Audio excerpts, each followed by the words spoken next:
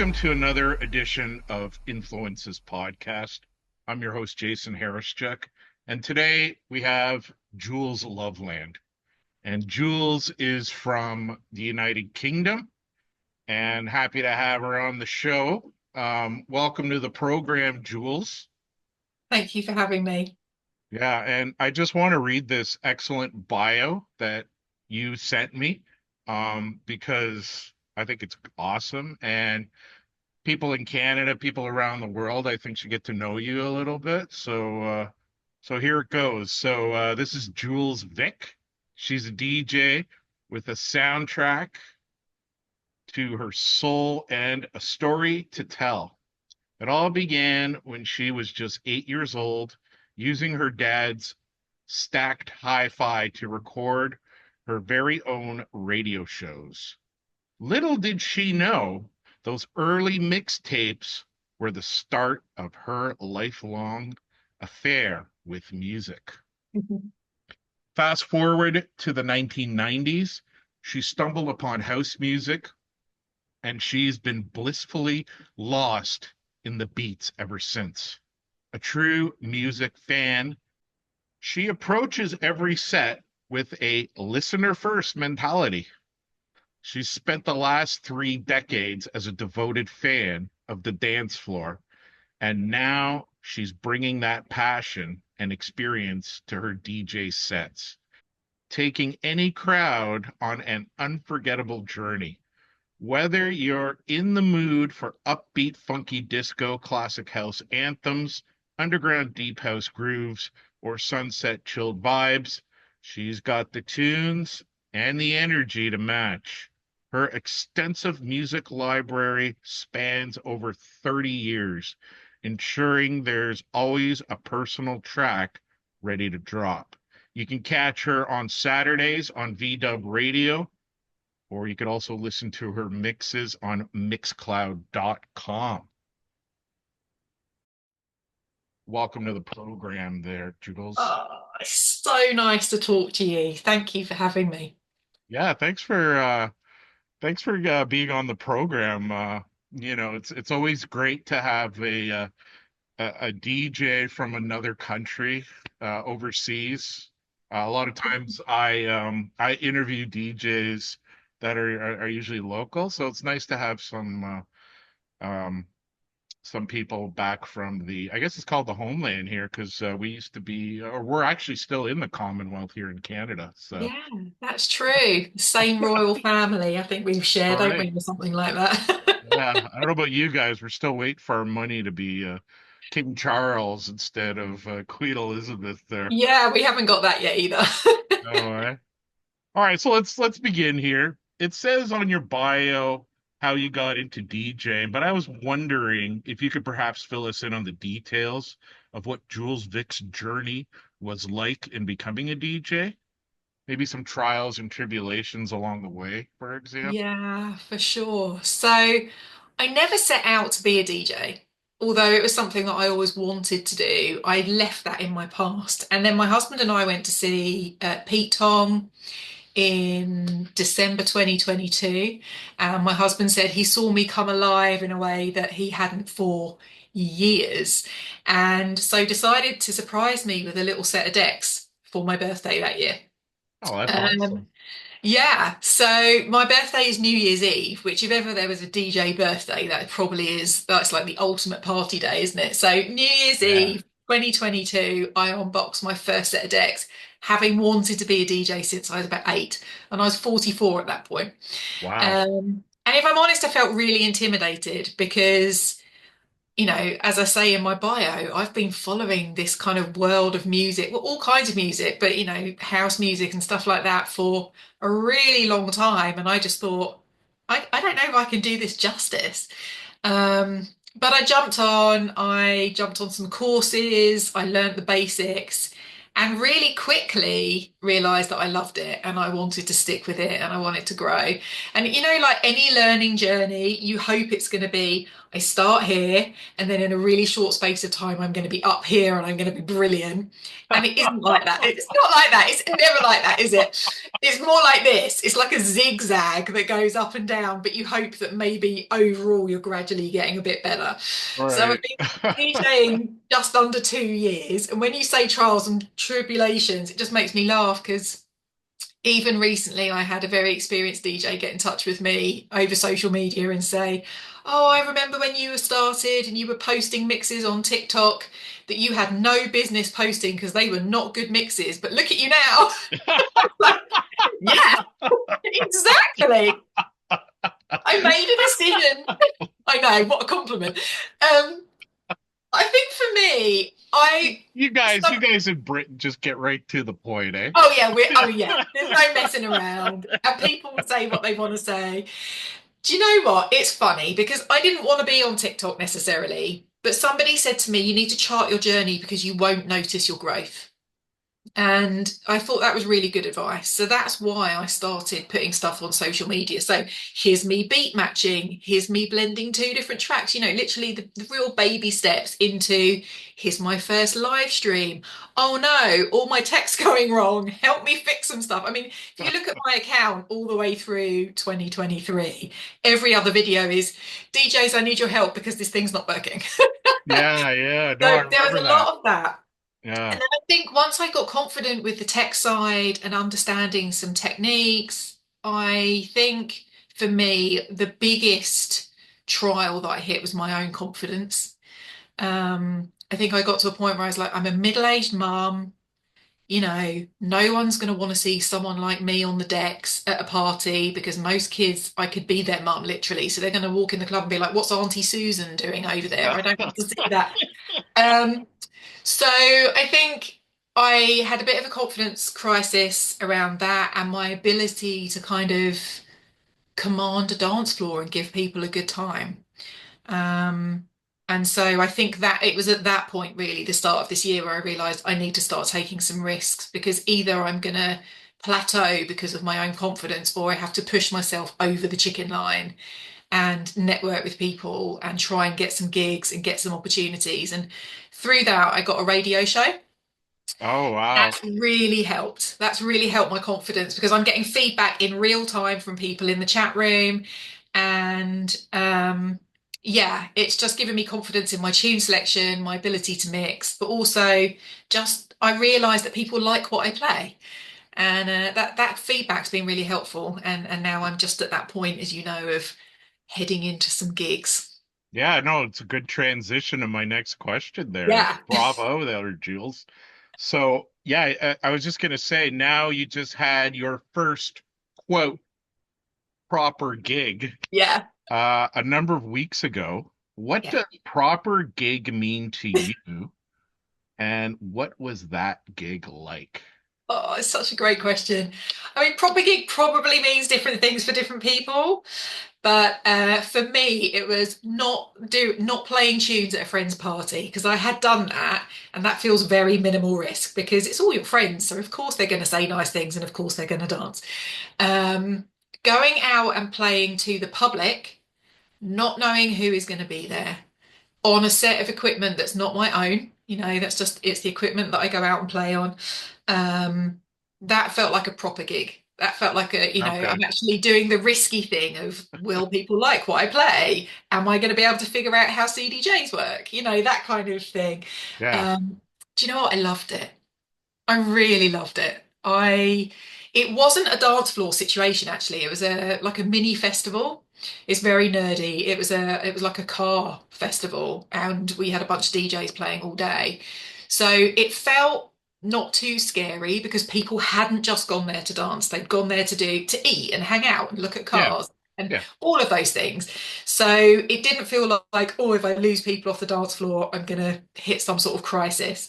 Um, but what was really nice was that actually, when I started to play, a bit of a crowd started to gather and people Okay. were into it. And I was like, oh, okay, I think I have got a bit of a feel for what this crowd might like to listen to because I spent quite a long time thinking about Yeah. that before I went. So yeah, oh, I just loved it. And now I just want to do more and more. Yeah, no, I saw a little bit of that on social media, and that's a thing leading up to my question number three, because I had you know her well, my girl Tuesday on the program Yeah. last season, and it was funny because I was actually talking to her that I'm gonna interview you for season two, and I call you actually the British version of My Girl Tuesday, and she's like, no, no, no, no, no. She inspired me, Jules, right? She inspired me, not the other way around. But I'm still gonna call you that because I met Christina first, right? So, Right. how do you feel that your journey and Christina's are similar? Oh, can I just say, first of all, that it's a huge compliment to be called the British My Girl Tuesday. Christina's fabulous, as you know, and as your listeners will know by now. Um, she says that I inspired her because she saw my TikToks, but she inspires me, and I'll explain a little bit why. I think we're both mums. We're both in our mid 40s. We've literally started DJing within the same month as each other. Obviously, not knowing each other, she's across the Atlantic, um, and found each other on TikTok. And she started to share her journey. I was sharing mine. We very quickly became friends because, how could you not be friends with her? She's so brilliant. Yeah, Um, yeah, no kidding. and it feels like our journeys have intersected quite a lot at the same point. So, are we ready to go live streaming? Well, let's figure that out together. Are we ready to do gigs? Let's figure that out together. And I think the thing that I love about Christina is that she has this fantastic can-do attitude. She doesn't wait for things to fall into her lap. She goes out, she pursues it, and she gets it. And even when she's low in confidence or any of those things, it doesn't hold her back. And I think that was the thing for me. I was like, oh, she's doing these fabulous things. I want to do it. And she would just be on WhatsApp going, well, do it then. This is what you need to do. Go and find these people. Go and find your local this. Go and find your local that. Do this, do that. And I was like, I'm going to have to just do it. So really inspired me to go from just someone playing at it to someone actually trying to do something with it. Um, yeah, she's just incredible. So our journeys in some ways are diverging now because she is playing out all the time, Yeah, whereas I still feel like it's baby steps for me. I've got a yeah. few bookings coming up between now and Christmas, and we'll see what happens in the new year. But Well, she's just smashing it. yeah, no, she is, and she and I have become pretty good friends, and she's now my social media consultant for this Yes, I program. Yeah, heard that. That's yeah. great. So, Yeah. so she helps me like post and do things on TikTok. I I learned about TikTok through her and whatnot. Yeah. So, just watching you guys just kill it on that social media platform is fantastic. It's But hard to get I want on. to segue to something she talked to me about Yeah, not too long ago, that she's saving up money to go see you in England, she is. and I think it's the spring. Now, by the time this podcast, this interview is aired, you guys have probably already have met up and done a gig or whatnot. But I think like as I'm going through season one right now, it's so funny to look at the interviews from the year ago, Yeah. and then the people my guests, they take a look at the interviews and they're like, oh my gosh, like I said that. But it's nice right now because we're in October of 2024, and it'd be interesting to know how that's going, or maybe you could tell us a little bit about that. Yeah, I can. I mean, I can't tell you too much. Oh, I'd okay. like to say because it's all terribly top secret and well Oh, it organized, is. but Okay. it's She not. It's didn't because tell me that. She didn't tell me that.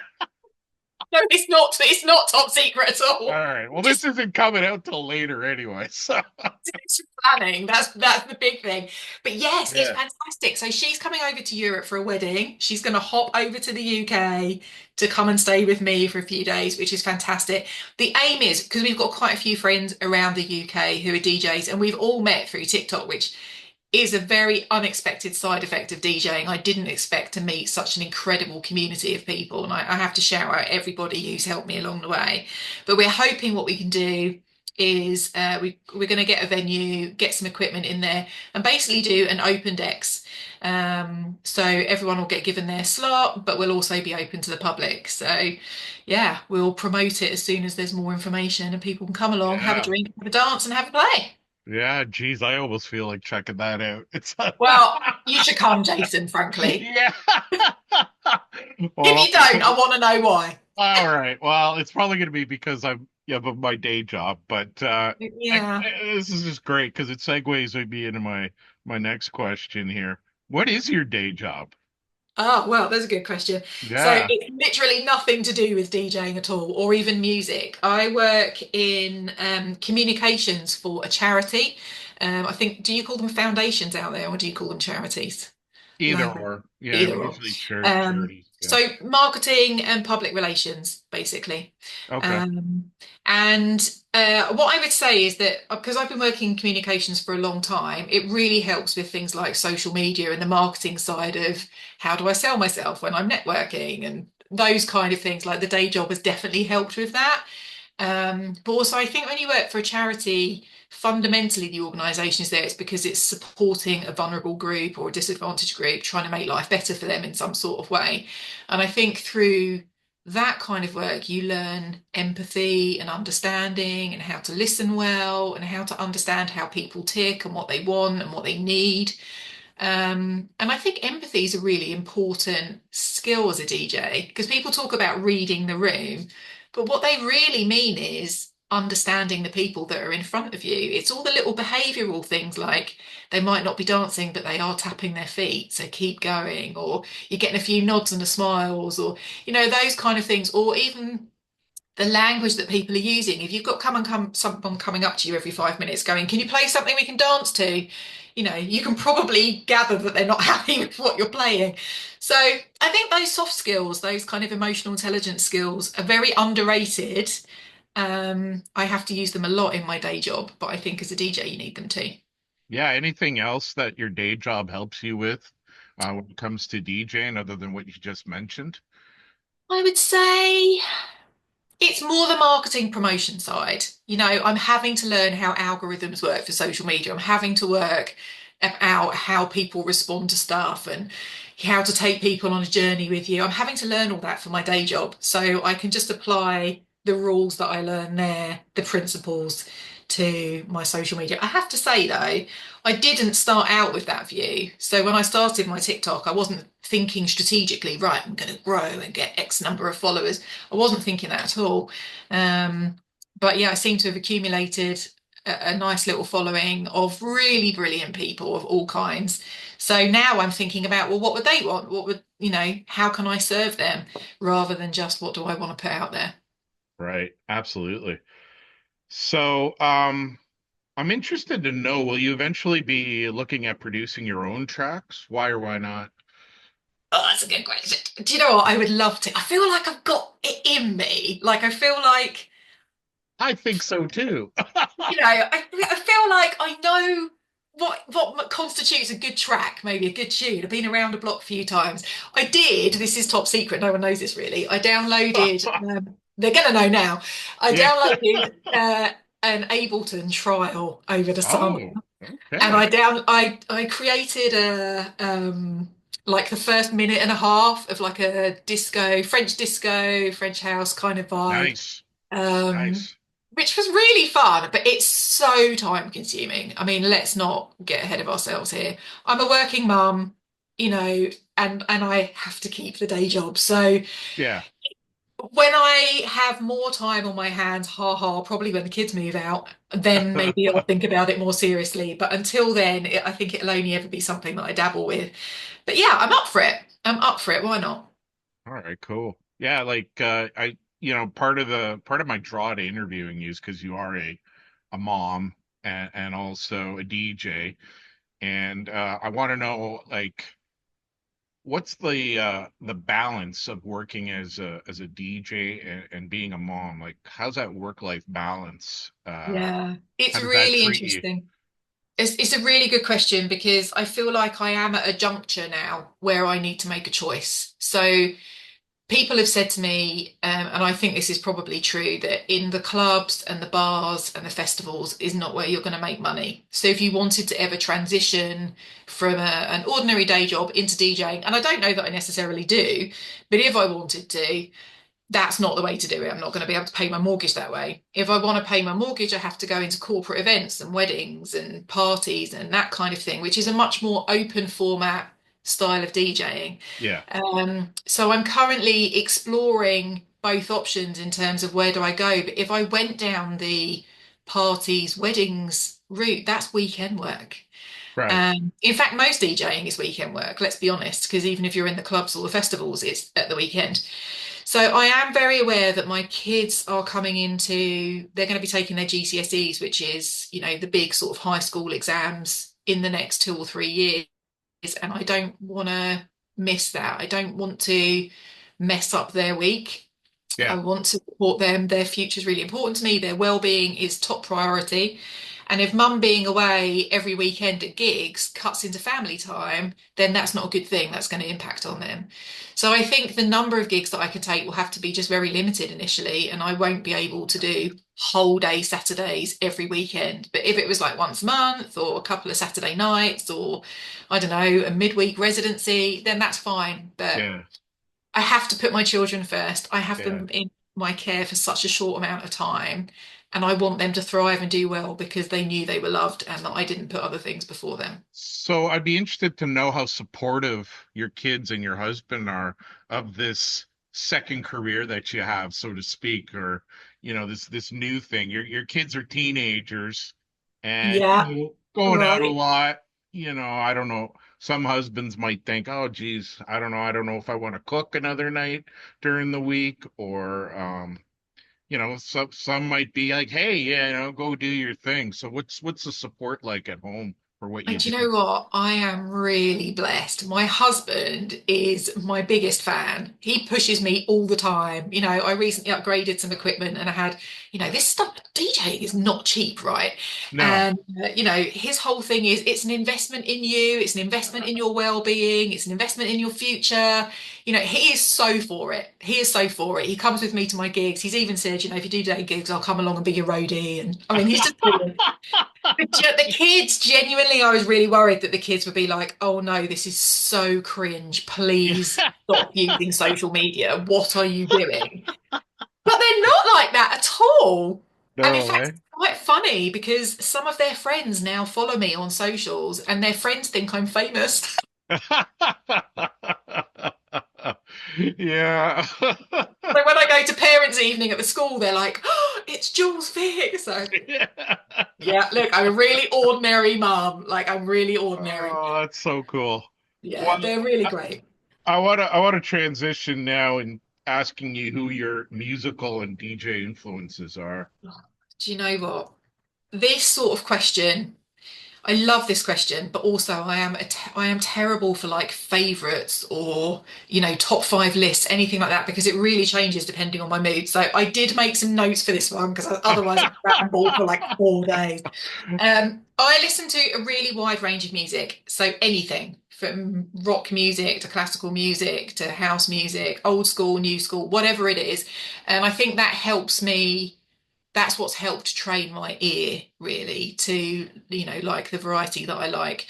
I think if we stick to house music particularly and that kind of the 90s scene that I grew up in, I am from the same part of the UK as the Prodigy, Oh yeah. and when they started out they were going to the same raves that I was going to.